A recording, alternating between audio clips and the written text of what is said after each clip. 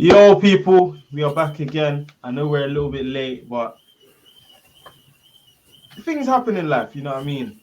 But welcome back to another episode of the AJ Talk Show with myself, AG, and my boy, J. Talk to the man. Yeah, back again. Just a little quick roundup episode on the Arsenal v Chelsea game, just to give you our thoughts and just what we thought of the game, players who impressed us, and all the little good stuff like that. So yeah, man, as usual, make sure to like, comment, subscribe, hit that notification bell down below. I can't lie, we've put out like 4 or 5 episodes, and that I've seen it stay on the same amount of subs. The same amount. I'm looking directly into the camera when I'm saying this. Can you guys please run up the numbers, please? For real, man. But yeah, we've done our part, so we're gonna be consistent. We're trying, man. Just need help from you guys now, man. Honestly, but as we said, little roundup of the game, give our post-match thoughts, post-match analysis of the game, and yeah, let's just get straight into it. Arsenal. I don't know. I feel like the starting 11 was a starting 11 we could expect to see when the season starts. Yeah, I think the only addition in there the only changes might be the 2 DMs, which I think should be a change. With Partey being injured now, I think it should be Kolasinac, Xhaka and Lokonga. I confused Kolasinac with Xhaka, but listen, these late recordings, they got to stop happening, man. But, they got to stop happening, man. I mean, we started off quite bright in the game. It did look good. First half, Thomas Partey looked ready. Yeah, he looked like a clean footballer. Yeah, he looked really good, like really good. I remember he got the ball, a little body feint, went. Yeah, he turned into the gap and played Aubameyang through. Went line breaker to Aubameyang. I think Aubameyang tried to play Smith Rowe, but just under the pass.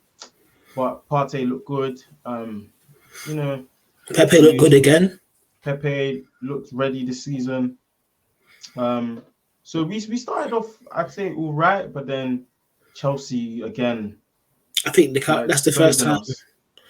I think we could see this game that the counter attack was an issue. This game. Yeah, the counter was bad. Like Chelsea. Who started right back for us? Chambers, isn't it? Chambers, yeah. Yeah, Chambers started at right back for us. I think on the counter attack, you don't really want Chambers having to chase back on the counter attack because he's not the quickest. Yeah, like if we're gonna play Chambers, I mean, if Chambers is our right back, it has to be a thing where we're gonna end up attacking down that left flank so much more, just because Chambers is not. I don't have a problem with him going up, but it leaves us vulnerable to that counter. He's not the type of fullback you want if you're gonna try attack with him. If you're gonna attack, not that he's got a good cross on him, but at the same 100%. Time, it's very. I want to see him playing maybe centre back and DM more because I think he had the spell where he was on loan at Fulham playing as a DM and a centre back. Yeah, and I'm not sure if he got their player of the season or not. I might be mistaken, but I know he had a fairly good season considering they got relegated. But and then he came back to Arsenal and had that horrible injury, which was and he was very unfortunate. As well. Yeah, but I mean, what else is there to say? Chelsea, they weren't that good, to be honest. They were causing problems, though. They were causing problems. The counter, defensively, I think that. I might be saying they caused problems, but I think that might be more down to the fact that defensively we were all over the place. I feel like everything looked scrambled. Like apart from Ben White, it looked like our defense wanted to give Chelsea opportunities, and it just made us realize that we need another goalkeeper. We need to get rid of Bellerin, get rid of so many dead weight, just get rid of so many dead players. It just made us realize that there's so much bad quality in the squad. And until we get rid of all the dead wood and all the bad quality, we're not going anywhere as a club. We're going to see the same things. Because it's not like, it's different players making the mistakes. And we're like, okay, cool. It's the same guys. Bellerin literally played Tamia through ball. Like, you're not even on the same team as him yet, and you're already giving him a through ball. Like, what's going on there? Like, for me, like, I tweeted it. You guys, I'm not going to tell you again. I probably will, but you know what I mean. Follow us on socials. Links will be in the description. But for me, I said it. It's the same old play. So you're going to see the same old mistakes. Like, and they're still going to get the minutes. They're still going to get given minutes, even though we know, we as fans can see they are not good enough to play for Arsenal. They are. I don't know what it is, with Arsenal. They struggle so much to just get rid of players. Do you know what it is? I feel like we're too stubborn when it comes to selling players. Which is why, and I feel like in terms of like negotiations with other clubs, we are so bad in terms of like getting the right asking fee. But the thing is, like, good negotiations. It's always like, I feel like the last couple of players we've got rid of have all been contract terminations. Like, we're even looking to terminate Kolasinac's contract. Yeah. But the thing is, it's like, you look at Chelsea, for example, they know how to move on these players. Yeah. A lot of clubs know how to get rid of players. Why are we struggling? So, okay, cool. Let's say a Willian, for example, the wages might be a bit too much. Fair enough. Yeah. Kolasinac is on 100k plus a week. There is a club out there that would take a Kolasinac. But for some reason, we haven't managed to get rid of him. Let's say we wanted to get rid of Laka. Let's say, for example, Laka's still here. I don't know what's going on there. Let's say a Reece Nelson. I don't know what's going on there. Do you get what I mean? Like, there's so many players that we can see need to leave. They need, like, not in a rude way, not to kind of get onto them, but like, your time has come to an end. Like, we need to move them on now. Yeah, I feel like maybe Arteta just wants to see if they can offer something, and like maybe. How long has Arteta been in now? 1.5 season? Because he came in, like, when did he come in? End of December. December, right? So he's been there, what? Half a season and a whole season. So 1.5 seasons, pretty much. Yeah. I think I can't lie. I think that's more than enough time to pick certain guys and be like, okay, cool. I don't want you in my team. I'm trying to make my team. I think more of the decision based on transfers, bringing in and getting out is more in Edu's hand. Yeah, I understand that. But that's what I'm saying. I'm not even, I didn't bring up Arteta. What I'm saying is Arsenal as a whole, we just always struggle to get rid of these players, and I really don't understand why. But if we do get rid of them, we undersell. I remember there was an article, and I'll never forget this. Kieran Gibbs, West Brom, I think West Brom wanted him for around 10 million. They offered about 10 mil. We rejected it, and it's about 10 to 15 mil, and we said we rejected it, and then we ended up selling for 7. This is the point I'm trying to make. Arsenal's business it's just always been bad. It's always been bad. This is the point I'm trying to make. In terms of outgoings, we've always had a bad history. That's what I'm saying, man. And I look at it and I'm like, if we don't get rid of these guys, for example, a Bellerin, for example, let's say a Reece Nelson, let's say a Lacazette, let's say, I don't know who else. Like, these guys, we clearly know we need to get rid of them, and we're not getting rid of them. A Kolasinac, a Willian. We're keeping them on the payroll, and keeping them on the payroll means they now have another excuse to say, well, these guys on the wage bill, let's stay with this. It's the safe option. Let's not get rid of them and try to go bring in the guys that could potentially help us move up the table. And if we don't do that, look at Aston Villa. Aston Villa came in for Emerson Smith Rowe, what, 30 million? How many? They made like 3 different bids, I believe. Yeah. Now they Buendia, Leon Bailey. I believe in January, Morgan Sanson. They got Bertrand Traore already, Ollie Watkins, McGinn, Louise, Mings, Contra. Looking to spend another 40 million. They've got players there that can they're capable of doing more than just a job. They can do a lot for you.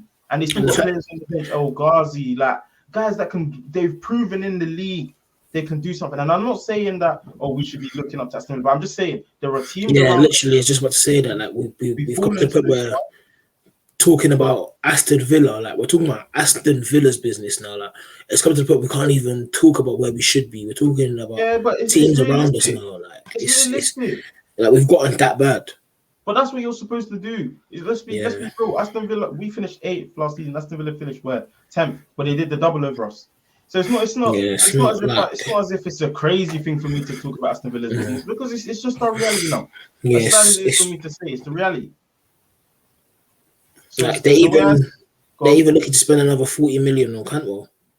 Cantwell. You see, Cantwell's another one. You see, in my opinion, that's a player we should have been looking at. I think he would have been a good addition, personally. I know people will say he's young and you've already got Smith Rowe. Why do you need Cantwell? I mean, and he was an Arsenal fan as well. Strength in depth. There's nothing wrong with that. How do you think City do so well?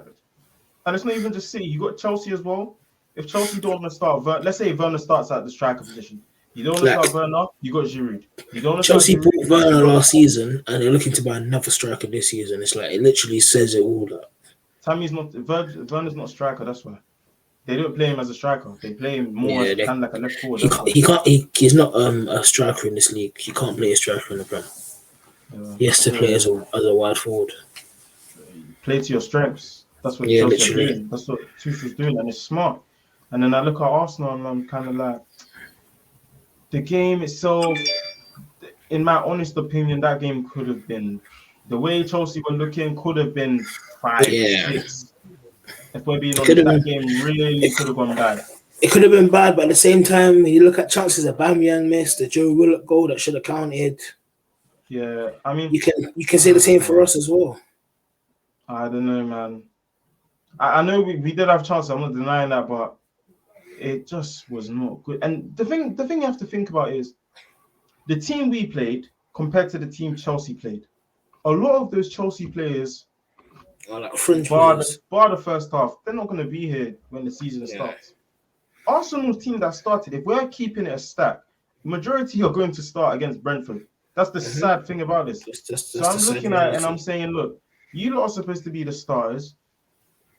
You lot are going to play, what? Is it a week's time? I don't know when the season starts. Is it this Friday, next Friday? I don't know. I don't care. Look, end of the day, we're going to start the season against Brentford. And I said it to you the other day. I watched Brentford against West Ham. I know it's preseason, but they look good. They look up for it. They look ready to play. And the way they play is very fearless. They get the ball. Everyone's attacking. Everyone's going up. Everyone wants the ball. Everyone wants to progress with the ball. Everyone wants to do something productive with the ball. It's not the way we would complain about Xhaka or El Neni in the past, where they just get it. All right, cool, I can't play forward. Turn around, go back. It's not like that. Everything looks progressive. That's how you want to watch teams play football. That's what makes football entertaining. And that's what's scaring me, because I'm looking at it and I'm saying, well, Thomas Partey might not start first game of the season. He might not play for a couple of weeks. Apparently, he was looking. Yeah. But until we hear from Arsenal, but someone on Twitter or some professional was talking about how it could be about 4 to 6 weeks. Yeah, but we haven't heard anything from Arsenal yet, so until we hear from Arsenal. That's why all I said was first day of the season. I'm not gonna read into that too much. So the way I see things is like, cool. Realistically, we would sit here and say Xhaka and Lokonga. We know Arteta's probably gonna go Xhaka or Neni just to be safe. Yeah. And that doesn't make sense against in my eyes, because why would you go Xhaka and Neni against a team that's just come from the Premiership, from the Championship? They've literally just got promoted through the playoffs, and they're gonna go and play two very defensive, two very sideways-minded midfielders. I mean, El Neni, he can play the ball forward, but I get what you mean. It's not the same as Lokonga. Lokonga is very progressive. He always looks to play forward, which is good, because even if you move it forward, and then this isn't the way you should play football, but let's say you move it forward, ball doesn't necessarily come off. Yeah. But Pepe is pressing the defender. That's a chance already. And that only happens because you've moved the ball forward. If we get the ball and we decide to go back to Holding, God knows why. Yeah. Holding will be doing this. Striker will come, nick it, goal. Somehow it will happen. Do you know what I'm saying? So back to we barely even spoke about the game. Obviously first half, Werner to Havertz. Havertz scores. Chelsea had chances. Werner missed I don't even know how he missed, but Werner missed. His finishing just ain't there. Same with Ziyech chance. I don't know what he was thinking in his mind. Yeah. Second half comes. I mean, we get a goal.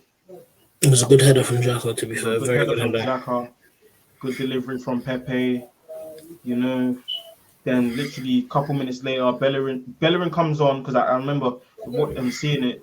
Subs are made. Bellerin comes on, literally gets the ball, and his first touch of the ball was to give it to a Chelsea player.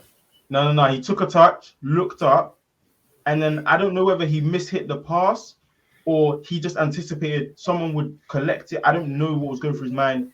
Just played it to Tammy. It's a striker's dream, one-on-one with the keeper. Like, it's bread and butter to him. He's a striker. Do you get what I'm saying? So it's just very frustrating because it was literally a matter of minutes. Yeah, for real. 3 minutes. I remember watching it. 69th minute we scored. I think it was like 72nd or 73rd minute they scored. Literally. Like, come on. Yeah. And then we get a late Aubameyang header. I'm not gonna lie. I am not going to lie. It's worrying.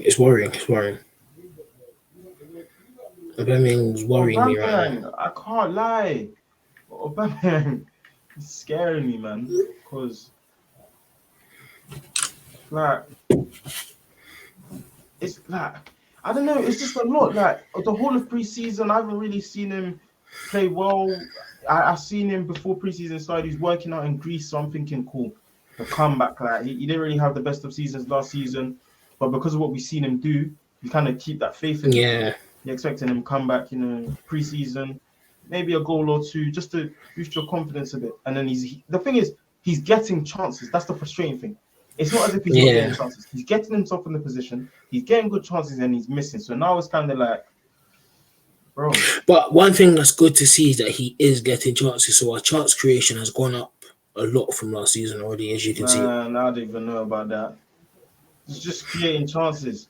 It's not like we didn't create a lot of chances last season, but they're just normal chances. It's not like we're creating 10 chances or 20 chances and a half. That's not realistic, but you get what I mean. We're not creating bare. We're still creating like chances. I think we know with Aubameyang that obviously in pre-season we haven't seen it, but usually with Aubameyang, when you get to a few chances, you know goals are coming. But I mean, you could say that, and then last season, what happened?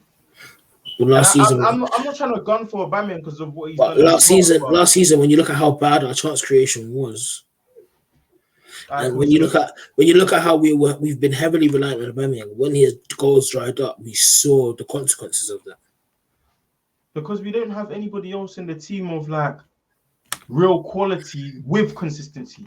That's why Arteta is looking at getting in another striker, looking at potentially letting Lacazette go, and having other. If I'm being honest, because we need goals. Goals win you games. Obviously, good defense wins you games, but goals win you games. Great defense wins you championships. Yeah, like right now we ain't even got that.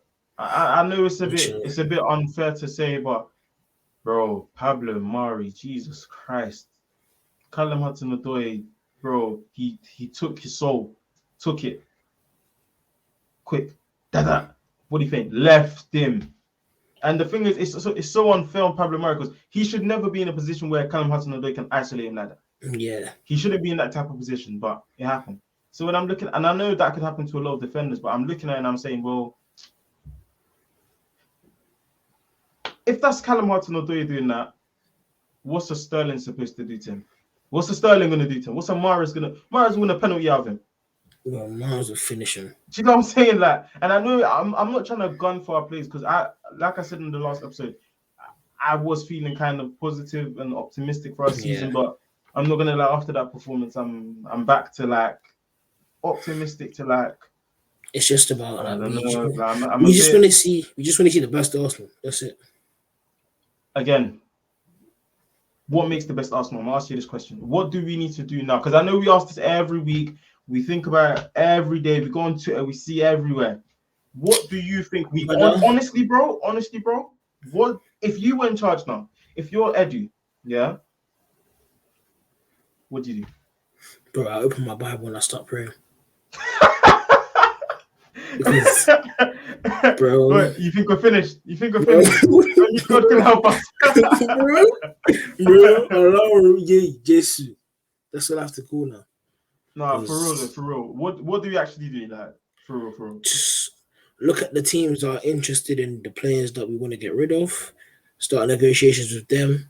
Look at the players we're interested in that will be serious players we can actually bring in. Nothing crazy like Lautaro Martinez. Let's be real, that's unrealistic. That's an unrealistic signing. Yeah, from what I've seen, Atletico Madrid have already started to progress with that. I think they've already offered like 50 million, but Inter rejected. So they're showing the intent that look, we are interested. We can kind of work our way to the a mutual agreement, but we are interested in him. And they've got Champions League. Stop messing around, literally. Diego Simeone, like just cut the BS. Get rid of the dead weight. Stop being stubborn. Stop waiting for the right offer. Stop trying to get more money out of teams. Listen, find a middle point. Agree there.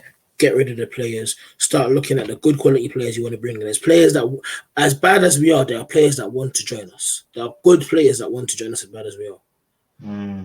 So it's literally like just do the right things to get us back.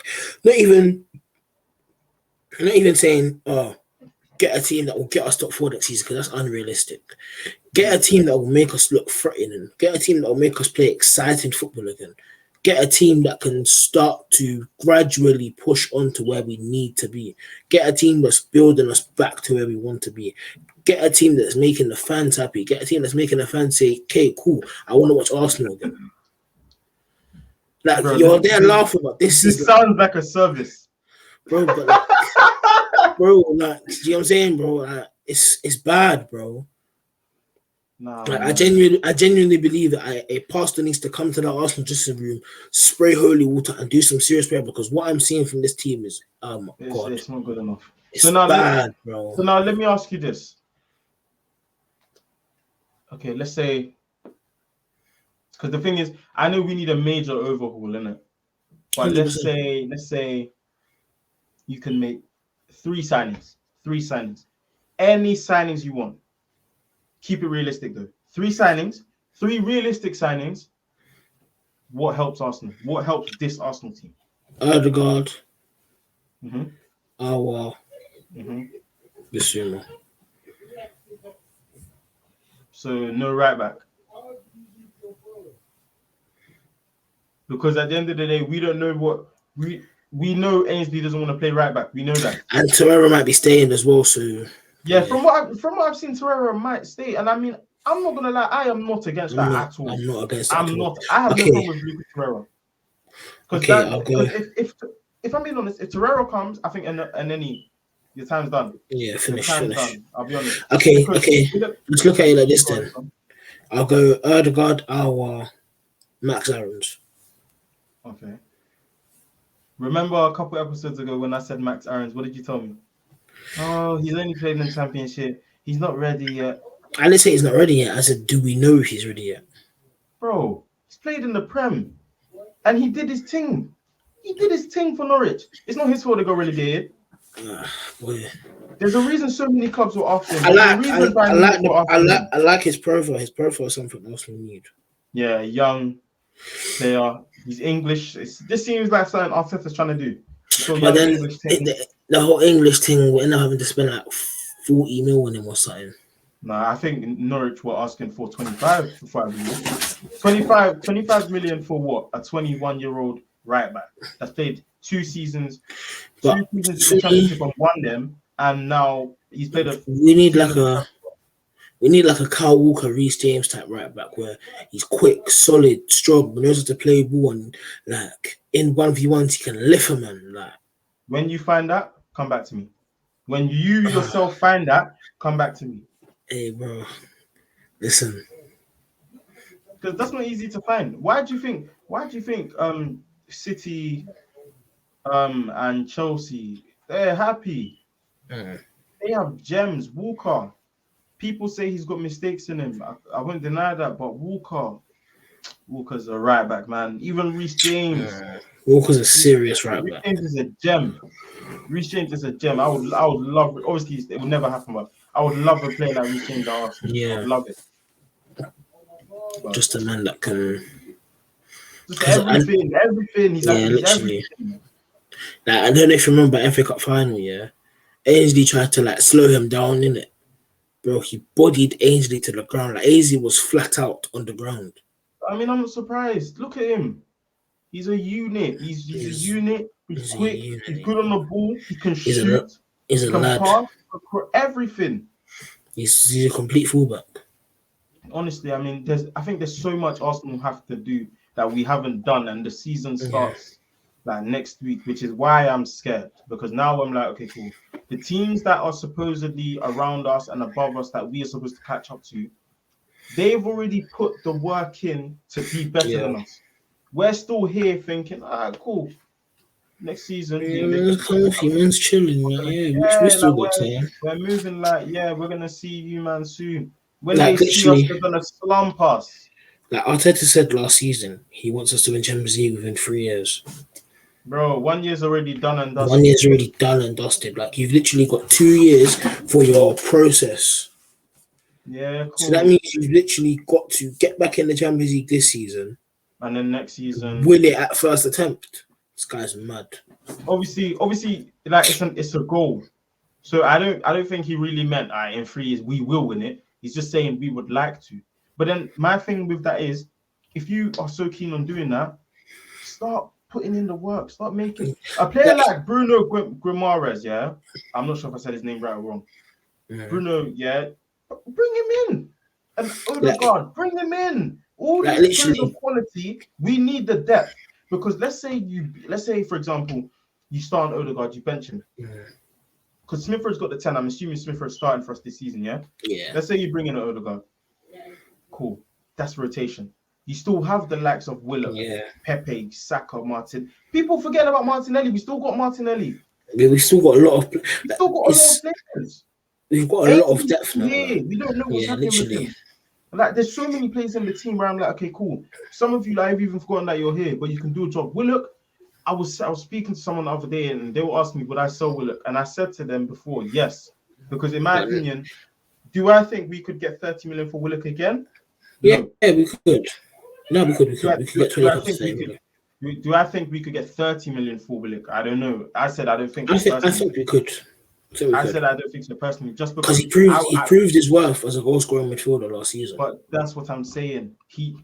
I said that solely on the basis that I didn't think Arteta was going to give him game time. So I said, do I realistically think we could get 30 million from him again? Probably not, because I don't see him getting the minutes that he needs. And his contract expires next season, so sending him on loan. That's what I'm saying. It's either you sell him now or you give him a new contract, because sending him on loan, if he goes on loan now and he's at a team where he's more respected, then you try to bring him back and say, let's give you a contract now. No, I'm going to go for free. We still got Saliba on loan as well.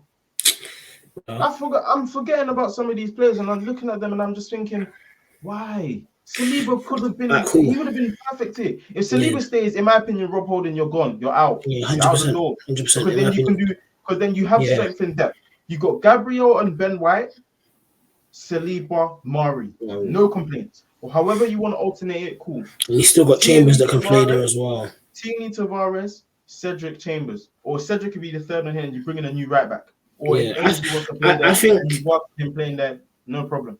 I think Chambers should play centre back, to be honest. I mean, it might happen.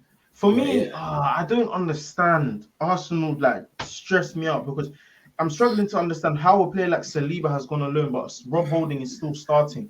That really irritates me. It doesn't make any sense. It's so annoying. That English tax. It's so annoying. That's why I look at the whole Ben White thing and I'm like, I'm not gonna come here and be negative about him, but God, did we need to spend 50 million on him? We had William Saliba. I know I keep dragging do you know how much you paid for William Saliba? It was nearly 30 million. More, or 35 million. Yeah, euros. It's 30 million. It's just around 30 million in pounds. That's why I said 30 million. But my thing is, if we went to sign a player from Brighton, that player from day dot, anyone that knows me knows I've always said this. If Arsenal to sign a player from Brighton, it should only be one man. It should only be one man. It should be Basuma. It should never be anybody but Basuma. Now we signed Ben White, I ain't got a problem with that. But my thing is now, cool. Saliba's going to come back with maybe 2 years on his contract left. What's the situation going to be with him now? Because you've given him 3 years out on loan. It's just such unbelievable bad business. How does it work? Does it mean that Saliba's going to come back and Ben White's going to be our right back next season? I don't know. Maybe. Because apparently Ben White can play right back. But I'm thinking, does Ben White really want to be a right back coming up against the likes of Sterling and all these other tricky we wingers? need Ben White playing as a right back. We've bought him to play as a centre back. We don't need to see him playing right back. Like, if you want him to play, if you wanted to bring someone that can play right back, go buy a fucking right back. Like, for me, I don't know, man. It is quite annoying when you think about it, because you're just like, look, Arsenal. I mean, you want to have faith in your team, but then when they do stuff like this, it's kind of like, how am I meant to back you? It's like if your boy does something stupid, and because he's your boy, you want to defend him, but you're looking at him like, bro, what's wrong with you? Like, why did you do that, though? It's one of them situations, like, oh man, Arsenal, this team, you will not kill me. One final question before we end. Go on. At the end of the end of the transfer window comes, and we haven't signed anyone, and Arteta, let's say Arteta still hasn't got his team, can that be used as an excuse anymore, or is it his fault now? Do you think he's had enough? Do you think he's had enough time to get rid of the players that aren't good enough and bring in the team he wants and thinks is good enough? I mean, let's look at it. He's had 3 January transfer windows. No, 2 January transfer windows. When he first came in, and obviously when he first came in, and the one that just went 2. 2, and he's had 2 full summer windows. This is his second summer window. Last summer was more extended as well. Yeah, because of COVID. I mean, I'm not gonna lie. I'll look at it and I'll like, we have to be ruthless.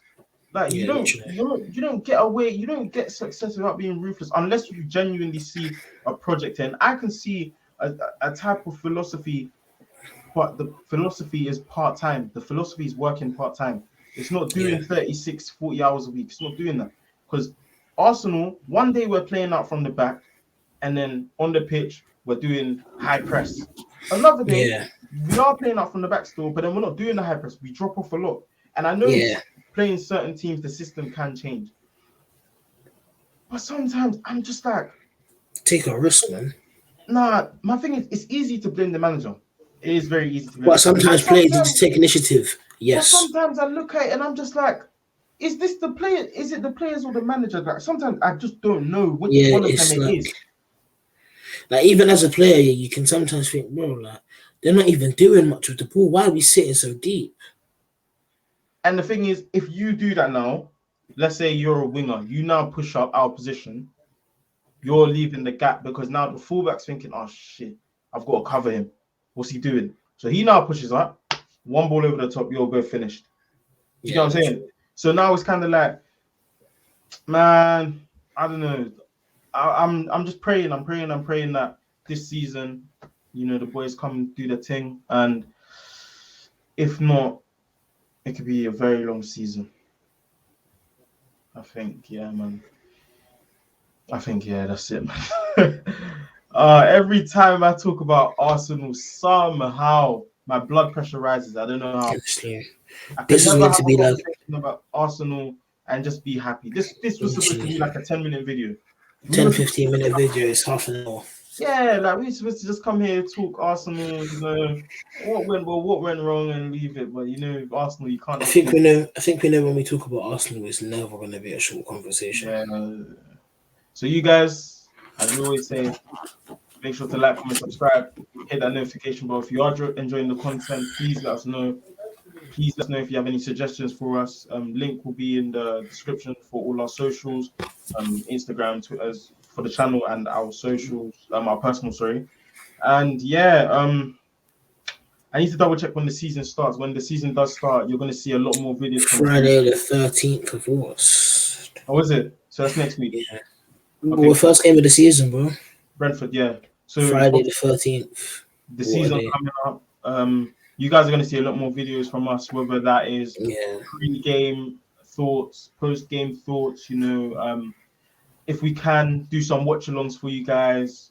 Obviously, as we do here, you know, the match roundups. So obviously, when the Prem season starts, we'll be able to do roundups with a lot more teams. So yeah, man. Hope you guys enjoy your night or day, whatever time of the day it is, you know. And yeah, we will see you guys when we see you guys, innit? Peace. Peace.